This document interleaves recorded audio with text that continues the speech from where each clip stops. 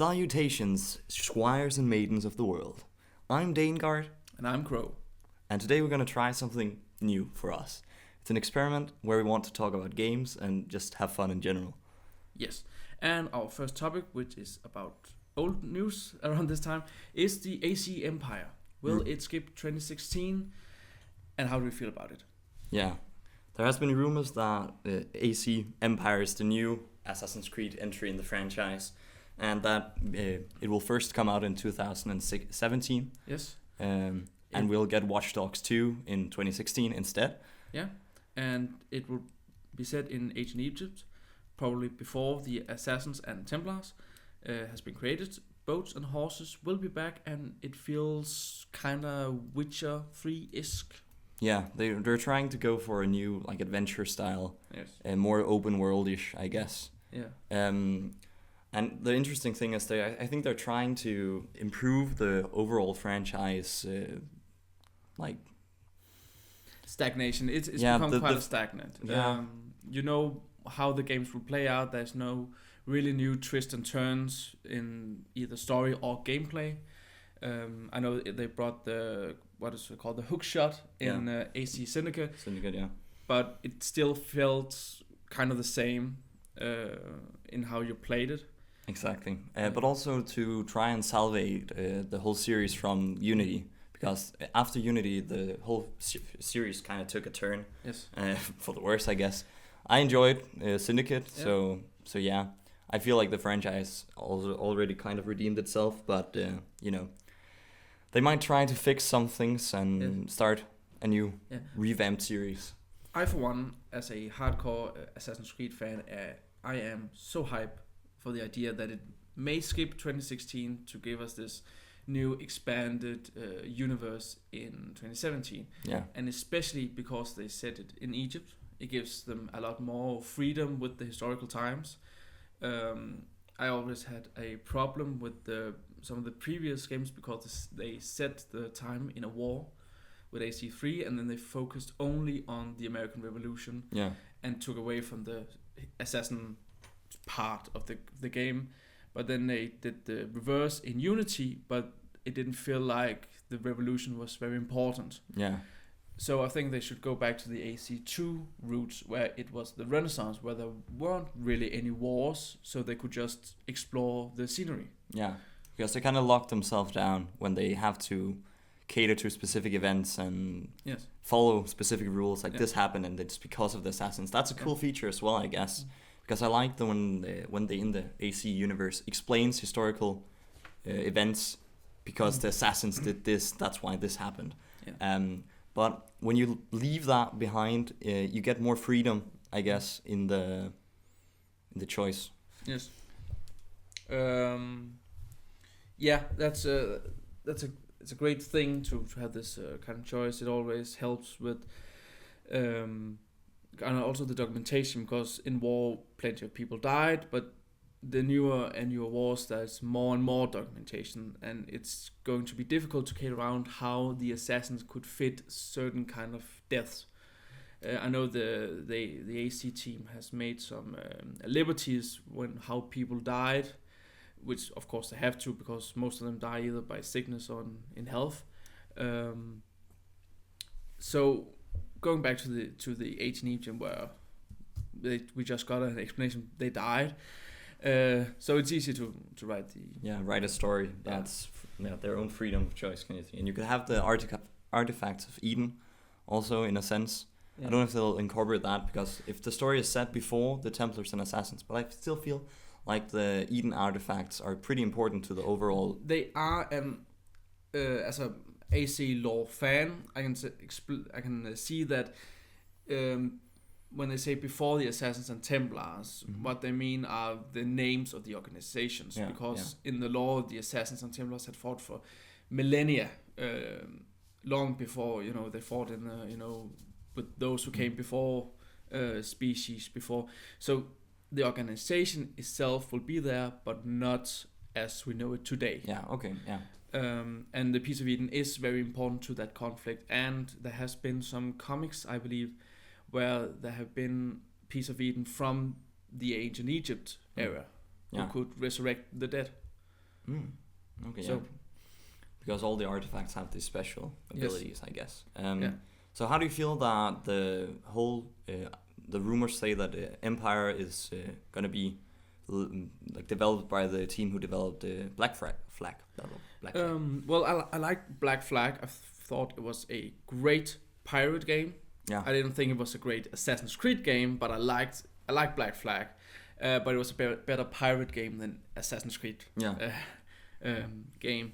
But I like the team. They know what they're doing. So you're confident that Empire might be a pretty good game? Yeah, it has a history setting I am totally hyped for. It'll be great to, parkour up and down some pyramids. True. That's something I look forward to. Leap of faith down that. Yeah. And they have done great with even finding casting and voice actors for those particular roles. I don't know how they'll do voices. I know that Ubisoft is planning to release Far Cry Primal, and they won't be speaking English in that game. They have this made-up language. With subtitles to explain what's happening. Yeah.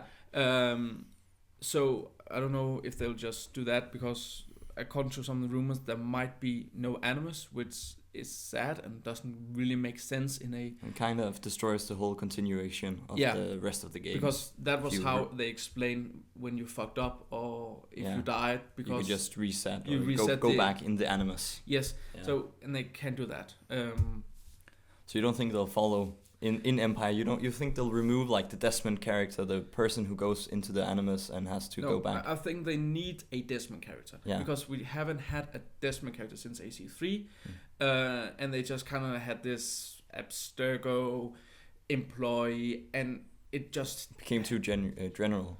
Yeah, because there has nothing happened in the modern day story, and the modern day story is actually really interesting. But if you only play from AC4 and upwards, it doesn't make sense. So you need a Desmond character to move that story forward.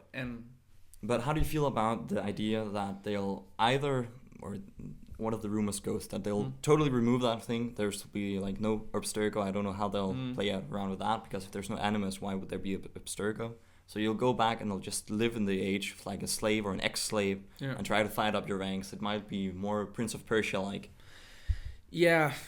I don't know how to explain it. I like the idea, the concept of being a slave and then fight your way upwards. But again, if they go that way, it won't be like an Assassin's Creed, because you have to be an assassin. You have to kill Templars and fight for the freedom and betterment of humanity.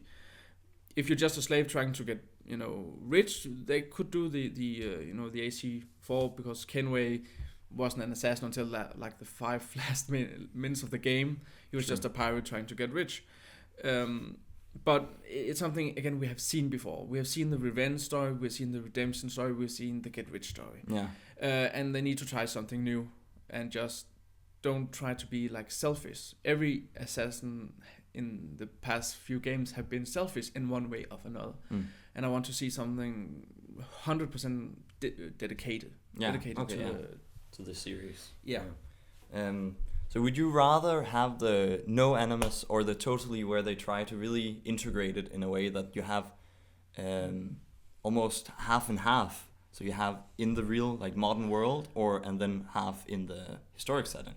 I like a maybe 2/3 of the game in the Animus, or maybe 3/4 of a fourth way, so that most of the time you'll be in the Animus, you'll be in ancient Egypt and story, but you'll be drawn out of it to maybe test something, to relocate, to do some missions in the modern day, and that will also give some information in what is happening while you're in the Animus. Yeah, okay. So you get story on 2 fronts, but the Egypt part will be the main focus. That was how they did it in AC2, and I loved that way, because you played as Ezio and you got better and better, more badass, and then you got thrown out of the Animus to test how badass you had become in the real world, because you learn how the abilities applied to Desmond. Yes, because the bleeding effect made him able to parkour and assassinate.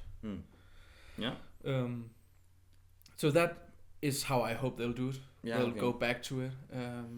I don't know actually why they left it. They brought it back in AC3 in a smaller way, where after some time you had to go out and play some missions as Desmond in the real world. And the smart thing is there wasn't the interface. You couldn't see the animation when guys tried to hit you, but there wasn't a blinking light above the heads to tell you. Yeah, it wasn't too guided. It wasn't guided at all. Yeah. So I hope they do something like that again. Yeah, okay. So there's also the idea that they'll make a new trilogy in these revamped series in Egypt, where it starts as Empire in Egypt. Yes. And then the rumors goes that they'll explore ancient Rome or ancient Greece in the next games in the series, follow the same character for 3 games, to try to revamp the series, make a new. I like the idea, but they have to be careful about what time setting, because if they go too far back in ancient Egypt, there won't really be an ancient Roman Empire, which I think most people will want to see. Yeah. Another problem is we have been to Rome. We've been to Rome in Assassin's Creed Brotherhood, and that was in the Renaissance, so that city would be larger historically. Yeah. So if you had to go to Rome, it will be bigger because of the game space, but it will be smaller historically. So I don't know how they'll have to choose another city of some sort, so we have other things to explore. In AC2 we saw a lot of other cities. We saw Florence, we saw Venice, we saw those kinds of cities. So it will be difficult to see the Roman Empire without showing those iconic cities. Yeah. I mean, but they'll find a way. Probably. Ubisoft is quite smart in that manner, so they'll figure out some way to either integrate the old cities in a sense, or choose new areas that still have a huge historic impact on the Roman Empire. Yes, they might go to the city called Carthage, which wasn't Roman per se, but it had a huge impact on the Roman Empire. Another thing, I hope they go to ancient Greece, because one, the architecture is just amazing for the parkour things, and there's plenty of people who could get assassinated. Also a splendid setting, Splendid setting. The thing I then hope they change the weapon styles per game. So in, let's say, Empire, he fights with classic Egyptian weapons, and when he then goes to Greece, he will switch to a shield and a spear. Yeah, because that's he'll fight like a hoplite per se. That's what I hope they'll do. I like that idea. Yeah. Because it kind of integrates the assassin into the armies and ranks of the general area where he's. He can blend in, because if there was a guy fighting with weapons in Greece, in Egyptian weapons, like, hey, that guy's probably not from around here. Let's identify him because of his weapon and fighting style. Well, the guards in Assassin's Creed, they're very smart. Very smart people. They'll figure it out at the start. Never have free time. Precisely.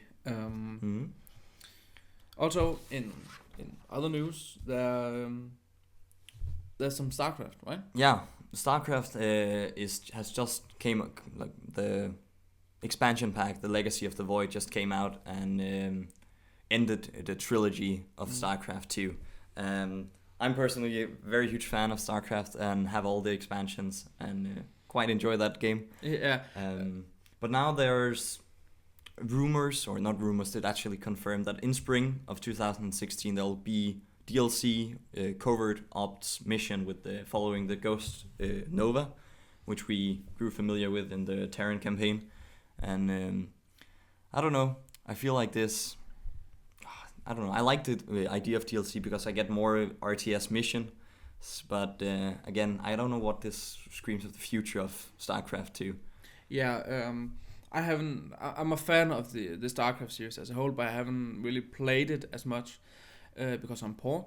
But I know some of the lore, and I know the story behind and how Blizzard is making these games and their business model.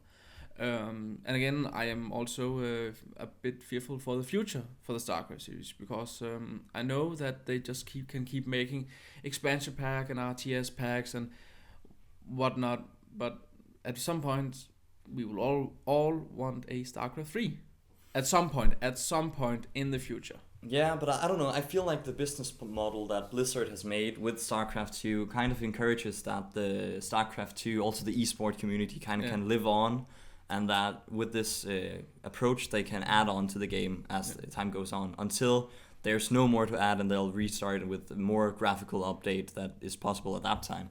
So I feel like a StarCraft 3 at the moment is not very possible and might be way out in the future. And I feel like, I don't know, I like their business model.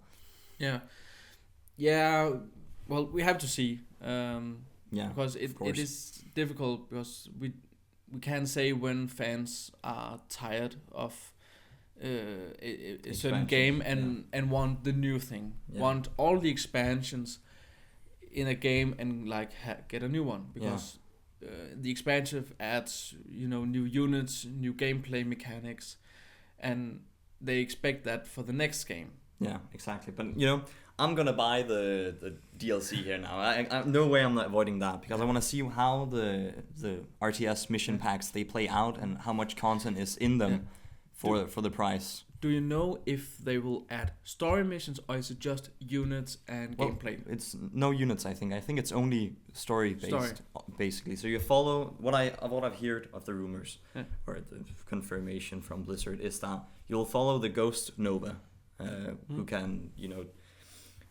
go covert and has to complete some sort of task in the Starcraft universe.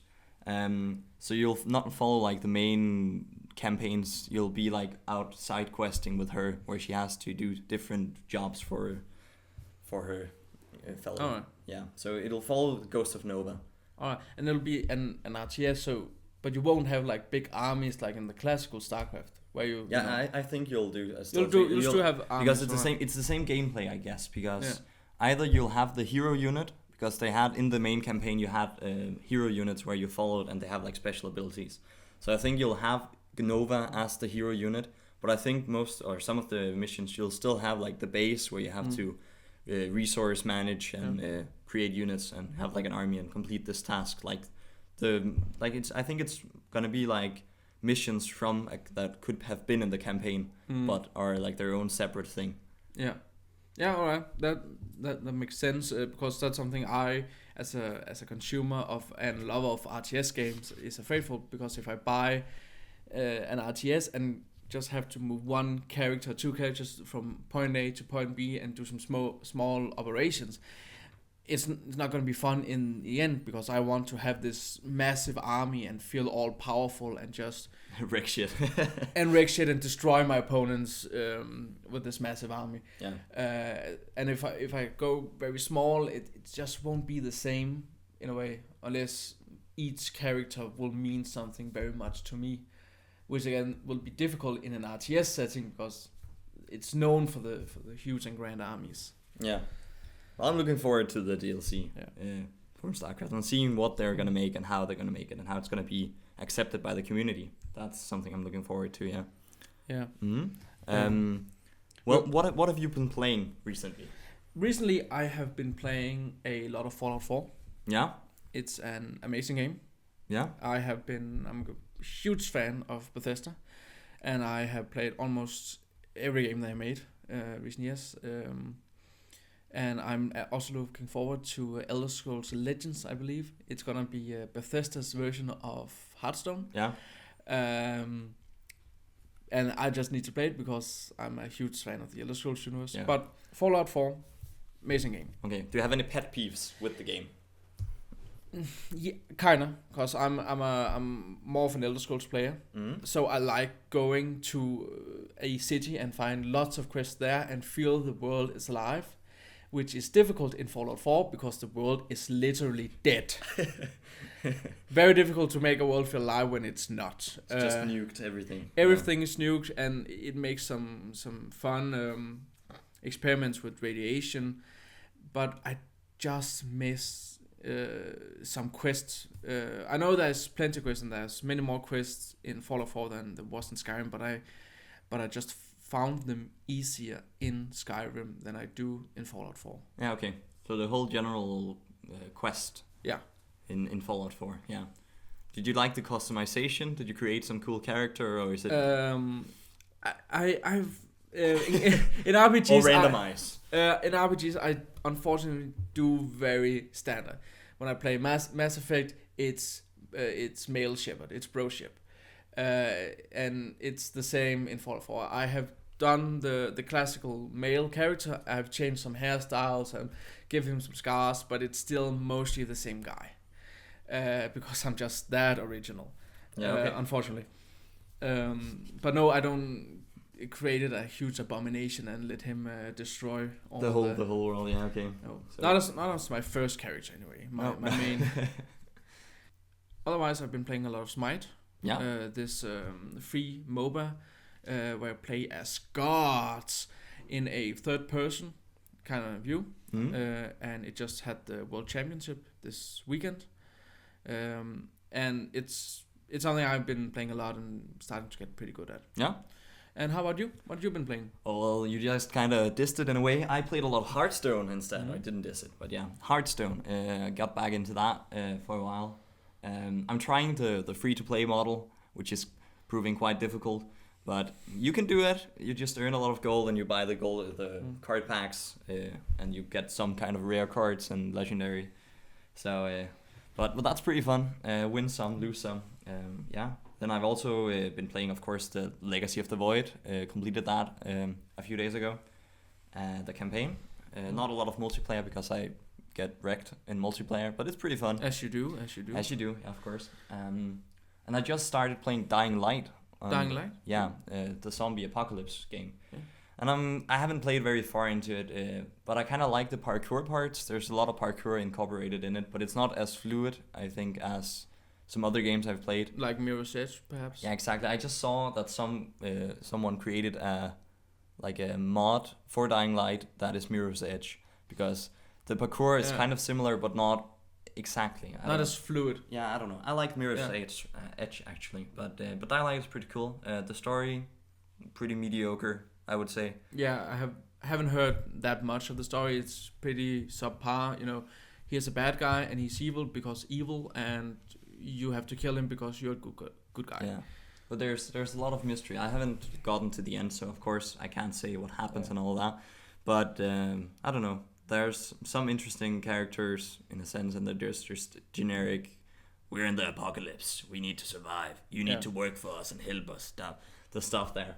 But I'll finish it, I think, and then I'll see. There's also, I experienced this, and I didn't know it actually, but I connected to online, and I was about to take the safe house alone, and suddenly there's like 3 other guys that are also playing the game that just opted into my game. And then we have to help each other to take this, because suddenly there's just like 5 times the more zombies, and you're like 4 guys that doesn't know any of each other, and you have to try and take this house. One thing I thought was very brilliant about Dying Light, I don't know if it's still a mechanic and how many is using it, but if you are, like 4 or 5 guys in the same game, there is a chance that the next player who jumps in will become this ultimate killer zombie who can just stand on the rooftop and wreck shit unless you are these 4 or 5 guys and working together to kill the zombie, which will, be a huge bonus to the players. I don't know. I think there's a zombie mode separate, but I don't know if that's incorporated. Yeah, but I haven't played it much. It's just something I saw when it's launched. They probably changed some of the things to make it a different mode. Yeah. Because some people was getting frustrated I'm just alone in my game, and I've said it to other people and join, and all of a sudden there's a huge zombie wrecking my shit. Yeah. So I'll see. Yeah, I'll see. I haven't looked that much into it, so I don't know. Yeah. So about 2016. Yeah. It's the start of the year. Yeah, we just got into the new year, yeah. Yeah. What games are you most excited about in 2016? So just one. We'll pick one. Yeah, just one each. Okay. If I have to say one game I'm excited to at the moment, it's going to be XCOM 2. XCOM 2. I'm really looking forward to that game, and I might play it also a lot, I think. I really, really enjoyed XCOM Enemy Unknown and Enemy Within.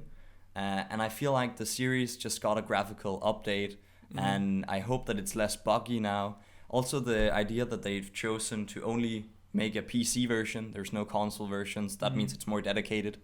Also, there's going to be mods, obviously. There are mod support.